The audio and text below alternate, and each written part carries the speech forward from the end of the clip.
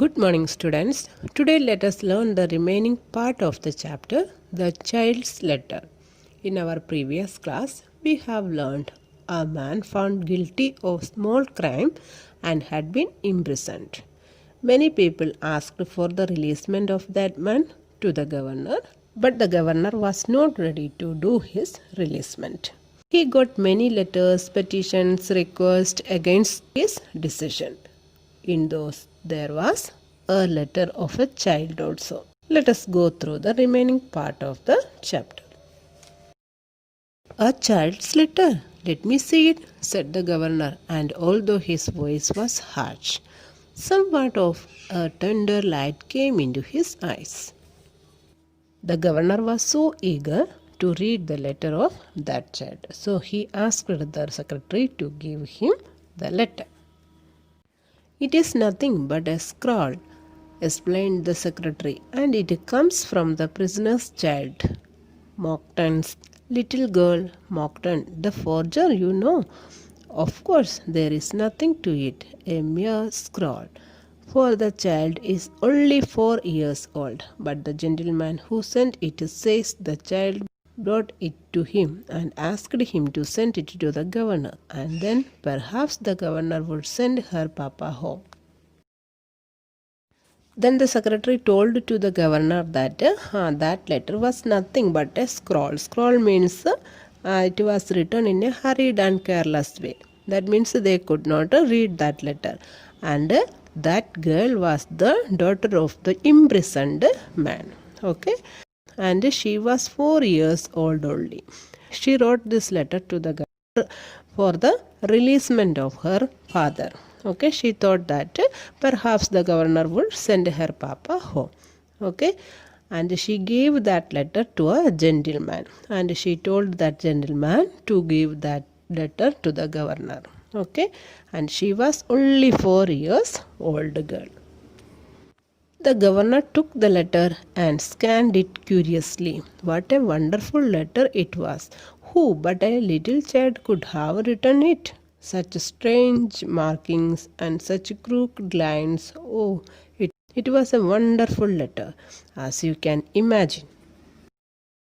Then the governor opened the letter and started to read the letter, and he was very surprised to see that letter because he could not believe that that letter was written by a little girl. Okay, but the governor saw something more than the strange markings and crooked lines and rude penciling. He could see in and between the lines of the little child's letter a sweetness and pathos he had never seen before. On the crumbled sheet he found a love like the love his bereaved heart had vainly yearned for, oh, so many years. Pathos, bereaved heart. While reading the letter, the governor did not give too much attention on these lines, okay? Strange markings, crooked lines, rude penciling. Only he thought about the little girl, okay? Her sweetness. And after that, he felt pathos. Pathos means he felt pity on that girl. And after that, he was thinking about his own little child. Bereaved heart means he lost his own little child. Okay, so he thought about that little child was writing that letter. Okay, here bereaved heart means suffering the death of a loved one. Okay, and pathos means something that moves one to feel pity. He envisioned a little heart bending over the crumbled page, a dimpled hand toiling at its labor of love, and an earnest little face smiling at the thought that his labor would not be in vain. And how wearied the little hand grew, and how sleepy the little heart became. But the loyal little heart throbbed on and on with patient joy, and neither hand nor heart rested till the task was done. Then he envisioned means imagined. Then the governor imagined that a little head, means a little girl's head, bending over the crumbled page. Means you all know that while writing a letter, a small child, how he or she keeps his or her head. Okay.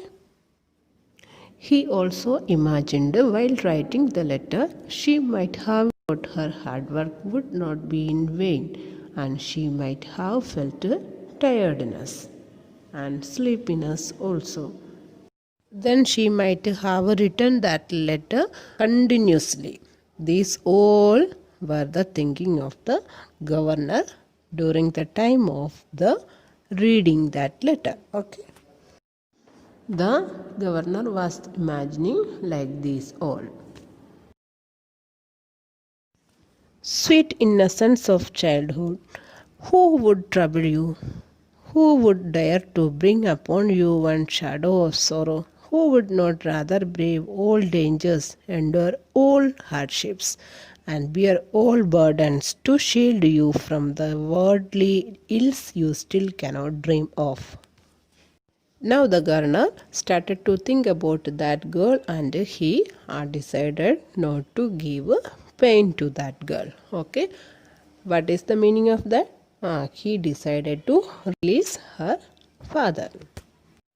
So thought the old governor as he looked upon the crumbled page and saw heard the pleadings of the child. From the crumbled page he could hear 1,000 gentle voices that murmured in his ears so sweetly that his heart seemed full of tears.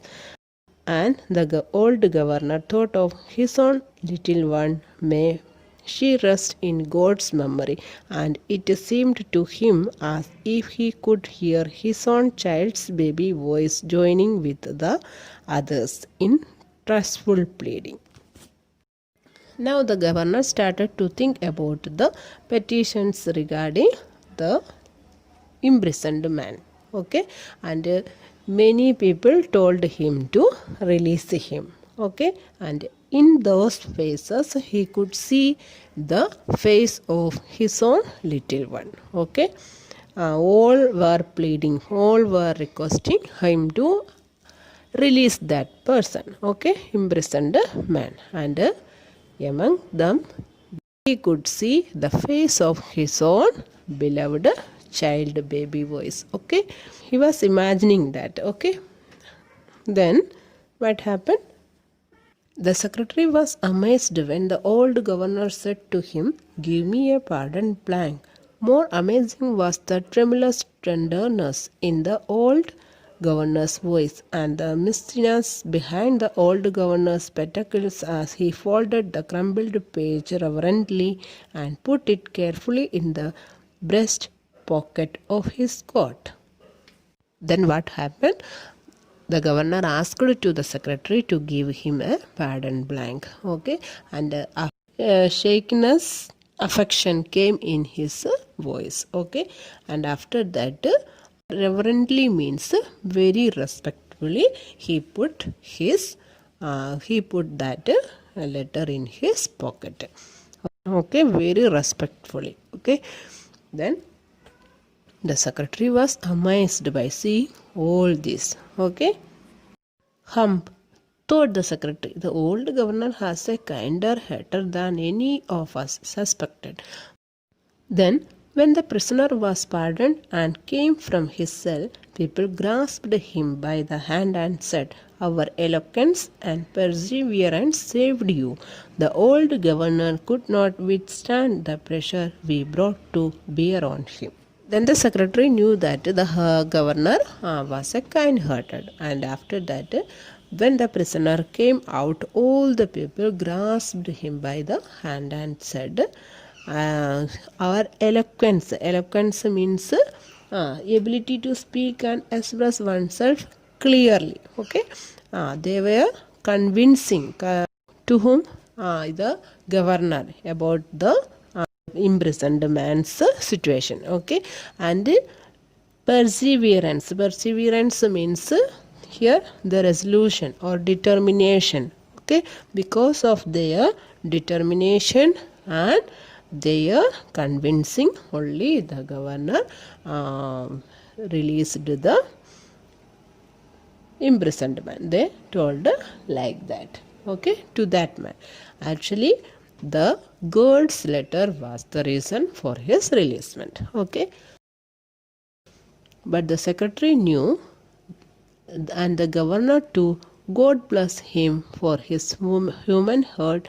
They knew that it was the pure innocent influence of a little child's letter that had done it all, that a dimpled baby hand had opened those prison doors. Okay, they all thought that he was released by their request, but actually he was released by the letter of his little child. Okay, children, in short, the little girl's letter opened the door of the prison and she got her father back.